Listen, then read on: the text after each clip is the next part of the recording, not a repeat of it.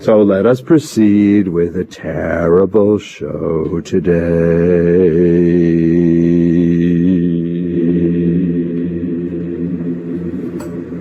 May I sing for you one last time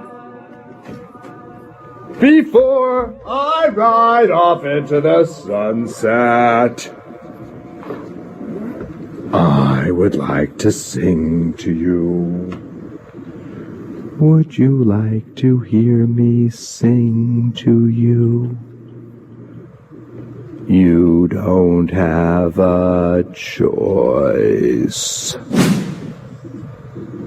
Then turn off your radio for the next half hour and come back at 1 o'clock when I have a guest and I will stop singing to you.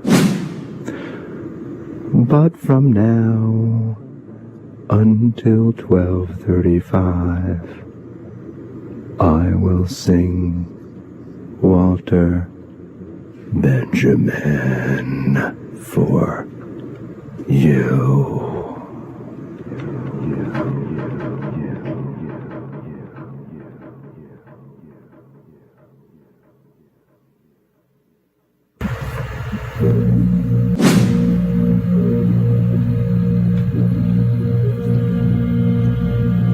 I am unpacking my library. Yes, I am. The books are not yet on the shelves, not yet touched by the mild boredom of order. I cannot march up and down their ranks to pass them in review before a friendly audience. You need not fear any of that.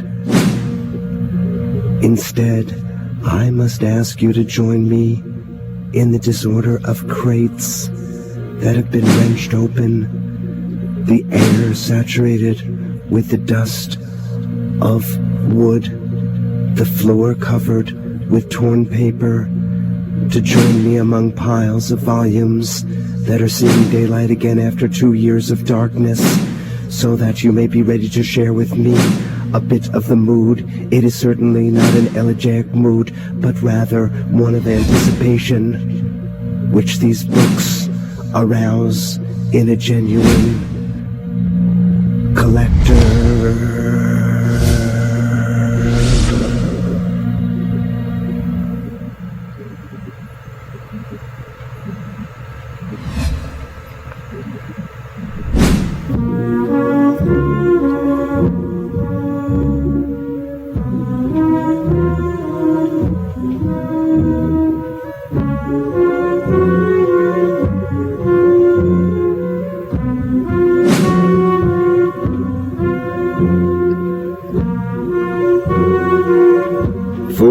Such a man is speaking to you, and on closer scrutiny, he proves to be speaking only about himself.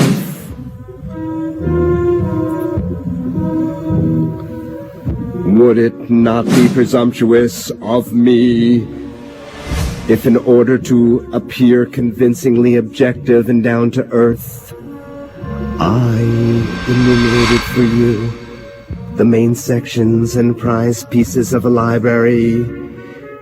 If I presented you with their history or even their usefulness to a writer, I, for one, have in mind something less obscure, something more palpable than that.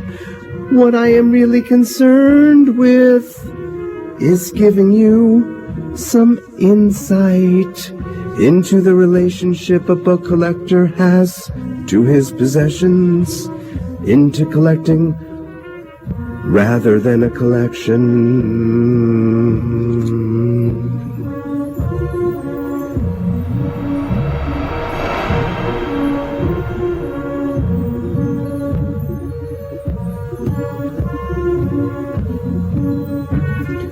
If I do this by elaborating on the various ways of acquiring books, there is something entirely arbitrary.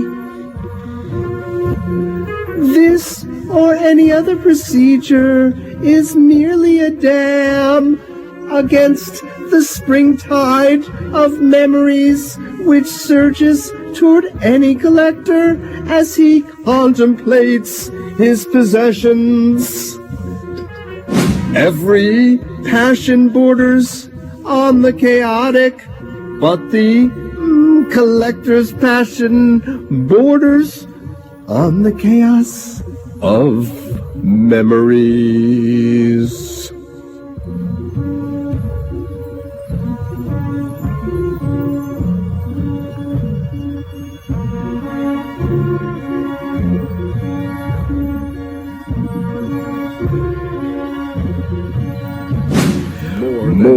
More than that. The chance, the fate that suffuse the past before my eyes are conspicuously present in the accustomed confusion of these books. For what else is this collection but a disorder to which a habit has accommodated itself to such an extent that it can appear as order? You have all heard of people whom the loss of their books has turned into invalids, or those who in order to acquire them become criminals. There are very areas in which any order is a balancing of extreme precariousness. The only exact knowledge there is at Anatoly fronts is that the knowledge of the date of publication and the format of books. And indeed, if there is a counterpart to the confusion of a library, it is the order of its catalog.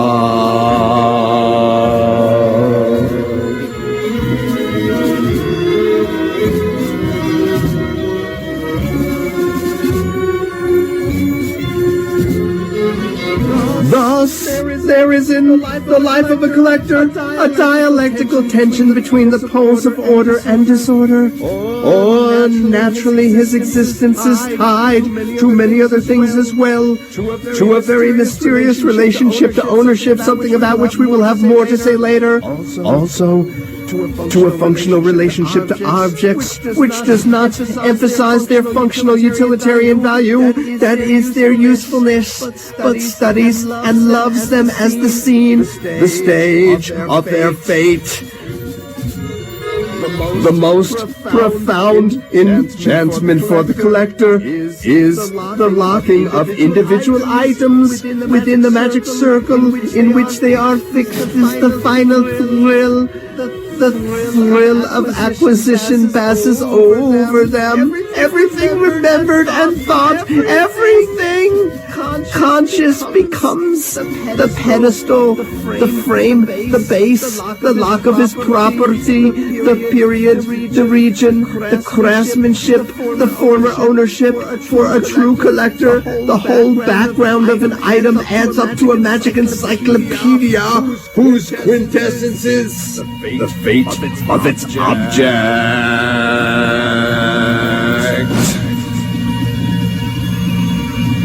In this circumscribed area, then, it may be surmised how the great physiognomists, the collectors, are the physiognomists of the world of objects, turn into interpreters of fate.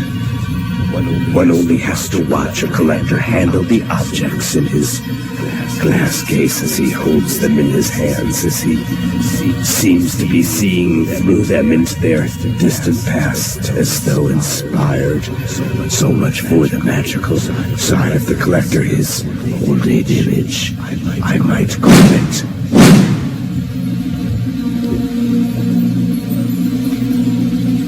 La Ventura Fata Libere. These words may have been intended as a general statement about books. So books like the Divine Comedy, Spinoza's Ethics, the origins of species have their fates. A collector, however, interprets this Latin saying differently. For him, not only books, but also copies of books have their fates. And in this sense, the most important fate of a copy is its encounter with him, with his own collection. I am not exaggerating when I say that to a true collector, the acquisition of an old book is its rebirth. This is the childlike element, which in a collector mingles with the element of old age. For children can accomplish the renewal of existence in 100 unfailing ways. Sì, era una biblioteca. Collecting is only one process of renewal.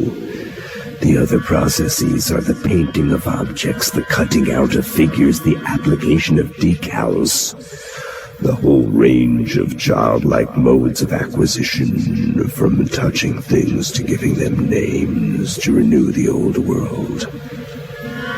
That is the collector's deepest desire when he is driven to acquire new things.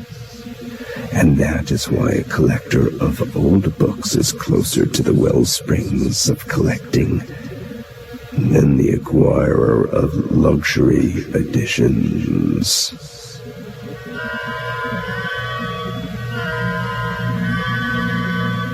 How do books cross the threshold of a collection and become the property of a collector?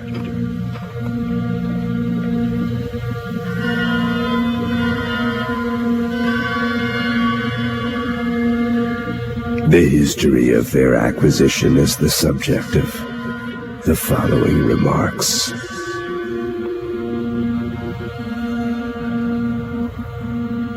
Of all the ways of acquiring books, writing them oneself is regarded as the most praiseworthy method. At this point, many of you will remember with pleasure the library with Jean-Paul's poor little schoolmaster Wurtz, gradually acquired by writing himself all of the works whose titles interested him in book fair catalogs. After all, he could not afford to buy them. Writers are really people who write books not because they are poor, but because they are dissatisfied with the books which they could buy but do not like.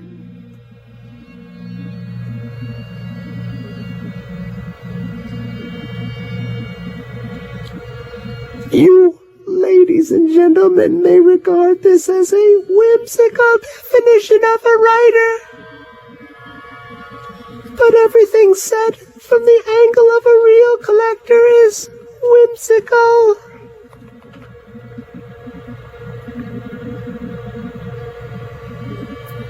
Of the customary modes of acquisition, the one most appropriate to a collector would be the borrowing a book with its intended non-returning. Oh, the borrower of real stature whom we envision here proves himself to be an inveterate collector of books, not so much by the fervor with which he guards his borrowed treasures, and by the deaf ear which he turns to all remainders. From the everyday world of legality, as by its failure to read these books.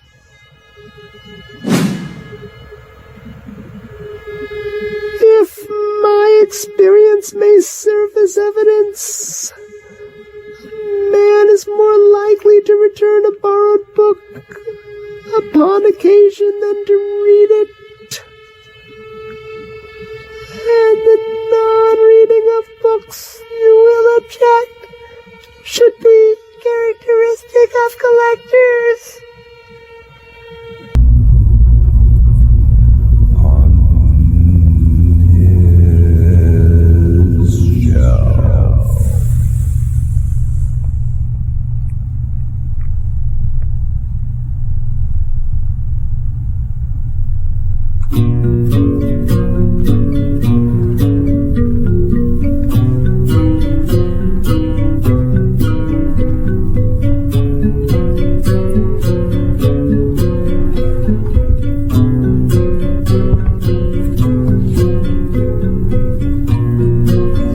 To this day, Balzac's Peau de Chagrin stands out from long rows of French volumes in my library as a memento to the most exciting experience at an auction.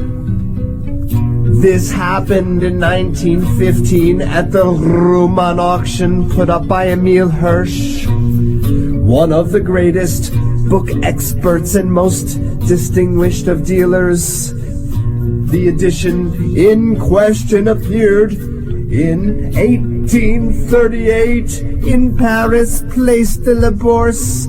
As a collector, I picked up my copy. I see not only its number in the Roman catalog, but even the label of the shop in which the first owner bought the book 90 years ago for 1/80th of today's price. Papeterie et Flâneau, it says, in a fine age, which it was still possible to buy such a deluxe edition at a stationery dealer's. All the steel engravings of this book were designed by the foremost French graphic artist and executed by the foremost engravers. But I was going to tell you how I acquired this book. Well, I had gone to Emil Hirsch's for an advance inspection, and he had handled 40 or 50 volumes. That particular volume had inspired me in the ardent desire to hold on to it forever. The day of the auction came. As chance would have it, in the sequence of the auction, this copy of Le Peau de Chagrin was preceded by a complete set of its illustrations, printed separately on India paper. All the bidders sat at a long table. Diagonally across from me sat the man who was the focus of all eyes at the first bid, the famous Munich collector, Baron von Simolin. He was greatly interested in the set, but he had rival bidders. In short, there was a spirited contest, which resulted in the highest bid of the entire auction, far in excess of 3,000 marks. No one seemed to have expected such a high figure, and all of those present were quite excited. Emil Hirsch remained unconcerned, and whether he wanted to save time or was guided by some other consideration, he proceeded on to the next item with no one really paying any attention. He called out the price, and with my heart pounding and with the full realization I was able to compete with any of those big collectors, I bid a somewhat higher amount. Without arousing the bidder's attention, the auctioneer went through the usual routine. Do I hear more? And 3 bangs of the gravel. With an eternity seeming to separate each from the next.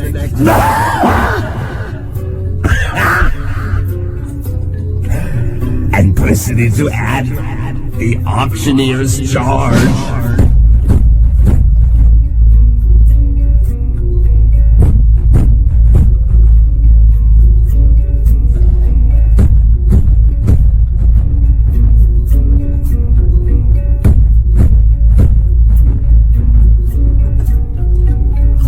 For a student like me, the sum was considerable. The following morning at the pawn shop is no longer part of this story, and I should prefer to speak about another incident which I should like to call the negative of an auction. It happened last year at a Berlin auction. The collection of books was offered with such a miscellany in quality and subject matter and only a number of rare works on occultism and natural philosophy were of note. Now, I am on the last half-emptied case, and it is way past midnight. Other thoughts fill me than the ones I've been talking about. Not thoughts, but images, memories. Memories of the cities in which I found so many things. Riga, Naples, Munich, Danzig, Moscow, Florence, Basel, Paris.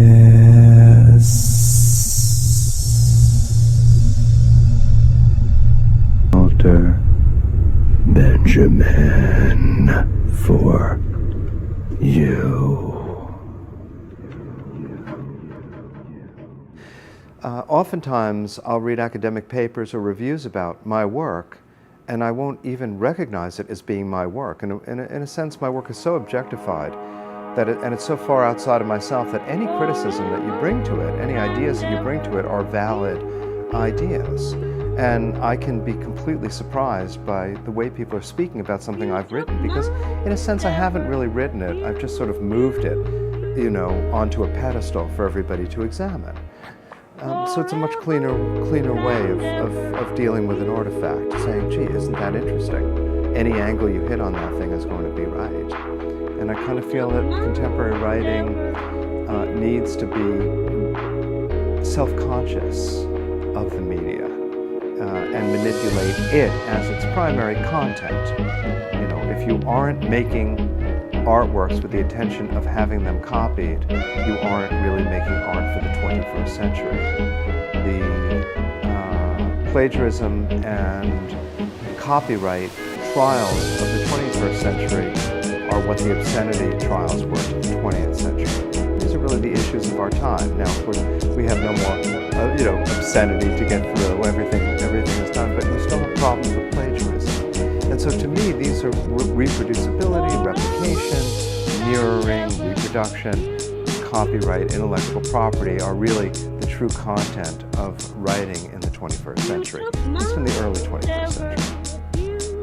This is a CBS News Special Report. I'm Dan Raviv. About a half hour after word that pop star Michael Jackson suffered a heart attack in Los Angeles, it's now reported and reliably reported that he has died. Los Angeles Times website says Michael Jackson, age 50, has died. He was in a coma when taken from an expensive rental home in Los Angeles. The TMZ website has also been reporting that Michael Jackson has died. We go live now to Los Angeles. CBS News correspondent Steve Futterman. Well, Dan, if this is all correct, it's just a shock here in Southern California and around the world. The LA Times, as you said, saying that Michael Jackson was pronounced dead, according to the LA Times, by doctors this afternoon and arriving at the hospital.